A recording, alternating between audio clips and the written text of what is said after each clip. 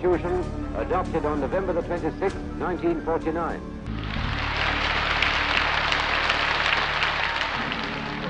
पच्चीस नवंबर 1949 को संविधान बनकर तैयार हो चुका था। संविधान सभा संविधान बनाने की अपनी जिम्मेदारी पूरी कर चुकी थी। संविधान कैसा होगा, देश कैसे चलेगा, सरकार कैसे बनेगी, लोकतंत्र कैसा होगा, शासन व्यवस्था कैसी होगी, न्याय व्यवस्था कैसी होगी, कानून कैसा होगा, लोगों को कौन कौन से अधिकार मिलेंगे। संविधान सभा ने हजारों विषयों पर बहस की, हजारों संशोधन आए, कुछ माने गए, कुछ नहीं माने गए।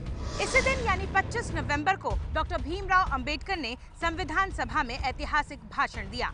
डॉक्टर भीमराव अंबेडकर संविधान बनाने वाली समिति के अध्यक्ष भी थे। राष्ट्रपति महोदय, सर, मैं ड्राफ्टिंग कमेटी द्वारा निश्चित की हुई संविधान की रूपरेखा को प्रस्तुत करता हूं और निवेदन करता हूं कि इस पर विचार किया जाए।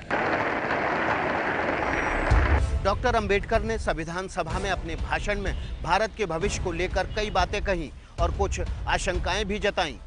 डॉक्टर अंबेडकर के संविधान सभा में अंतिम भाषण की काफी अहमियत आज भी मानी जाती है।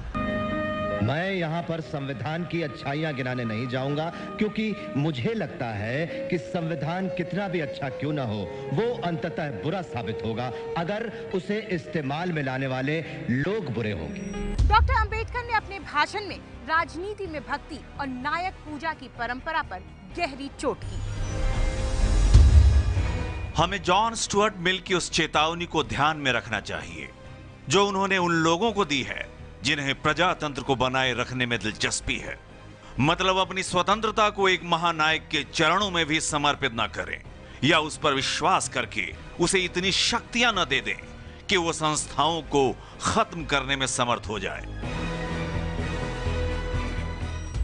डॉक्टर अंबेडकर कहते हैं कि देश की महान शख्सियतों के प्रति कृतज्ञ रहने में कुछ भी गलत नहीं है, लेकिन इन महान शख्सियतों के प्रति हम कितना कृतज्ञ रहें इसकी भी कुछ सीमाएं हैं। इसके लिए डॉक्टर अंबेडकर ने आयरिश देशभक्त डैनियल ओकॉमेल का उदाहरण दिया।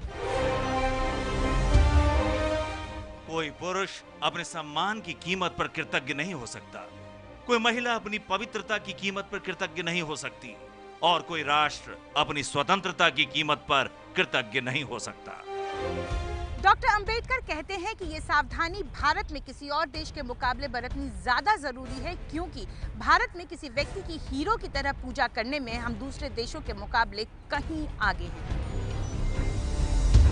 धर्म के क्षेत्र में भक्ति आत्मा की मुक्ति का मार्ग हो सकता है, परंतु राजनीति में भक्ति या नायक पूजा पतन और अंततः तानाशाही का सीधा रास्ता है।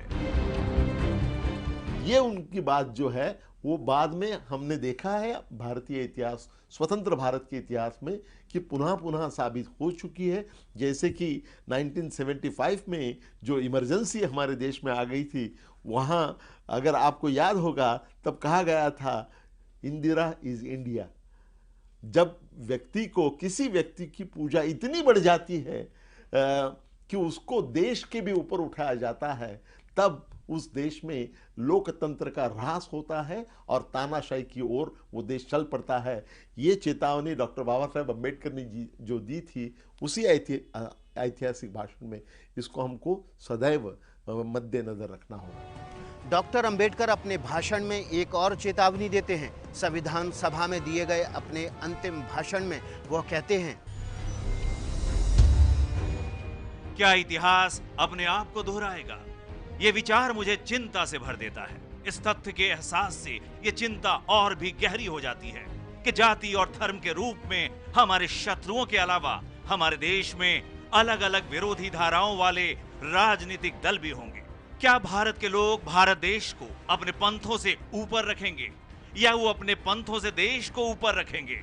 मैं नहीं जानता, पर इतना तो निश्चित है कि अगर पार्टियां अपने पंथ को देश से ऊपर रखती हैं तो हमारी आजादी दूसरी बार खतरे में पड़ जाएगी और शायद हमेशा के लिए वो खो जाएगी। ये विविधता में हमारी एकता को बनाए रखना यह हमारे देश के लिए सबसे महत्वपूर्ण बात है। अगर कोई पंथ, कोई धर्म अपने आप को देश के ऊपर उठाना चाहेगा तो उस देश का हमारे देश का पतन होने में कोई देर नहीं लगेगा। ये उनकी चेतावनी थी। डॉक्टर अंबेडकर अपने भाषण में एक और अहम चेतावनी देते हैं। वो कहते हैं कि सामाजिक स्तर पर हमारे पास एक समाज है जो असमानता के सिद्धांत पर बना हुआ है, जिसका अर्थ है कि कुछ लोगों के लिए विकास है और कुछ लोगों के लिए क्षरण।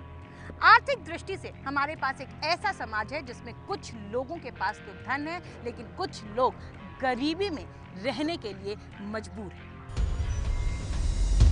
26 जनवरी 1950 को हम विरोधाभासों से भरे जीवन में प्रवेश करने जा रहे हैं। राजनीति में हमारे पास समानता होगी, परंतु हमारे सामाजिक और आर्थिक जीवन में असमानता होगी। राजनीति में हम एक आदमी एक वोट और हर वोट का एक ही मूल्य इस सिद्धांत पर चल रहे होंगे, परंतु हमारे सामाजिक और आर्थिक ढांचे के कारण हम हर आदमी को समान महत्व देने के सिद्धांत को नकारते रहेंगे। विरोधाभासों से भरे इस जीवन को हम कब तक जीते रहेंगे? हम अपने सामाजिक और आर्थिक जीवन में कब तक समानता को नकारते रहेंगे? अगर हम लंबे समय तक उसे नकारते रहे तो हम अपने राजनीतिक प्रजातंत्र को खतरे में डालकर ही ऐसा कर रहे होंगे। हमें जितना जल्दी संभव हो इस विरोधाभास को दूर करना होगा, वरना जो लोग असमानता से पीड़ित हैं वे राजनीतिक प्रजातंत्र के उस ढांचे को ध्वस्त कर देंगे जिसे हम संविधान सभा ने इतने मेहनत से खड़ा किया है। कि हमारे देश में जो राजकीय प्रजातंत्र जिसकी प्रतिष्ठापना तब हो रही थी, वो प्रजातंत्र राजनीतिक रूप तक सीमित नहीं रहना चाहिए और वो राजनीतिक प्रजातंत्र को जितने जल्दी हो सके उतने जल्दी सामाजिक प्रजातंत्र में और आर्थिक प्रजातंत्र में उसको परिवर्तित करना होगा। अगर हम उसे सामाजिक और आर्थिक प्रजातंत्र में परावर्तित नहीं कर पाएंगे तो हम राजनीतिक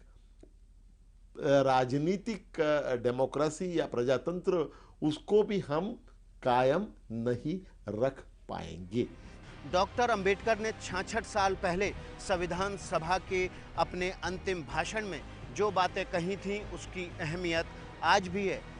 जरूरी है कि संविधान निर्माता की कही बातों पर अमल किया जाए। संविधान कितना भी बुरा क्यों ना हो, वो अंततः अच्छा साबित होगा अगर उसे इस्तेमाल में लाने वाले लोग अच्छे होंगे। इसलिए जनता और उसके राजनीतिक दलों की भूमिका को संदर्भ में लाए बिना संविधान पर कोई भी निर्णय देना या कोई भी टिप्पणी करना मेरे विचार में व्यर्थ होगा।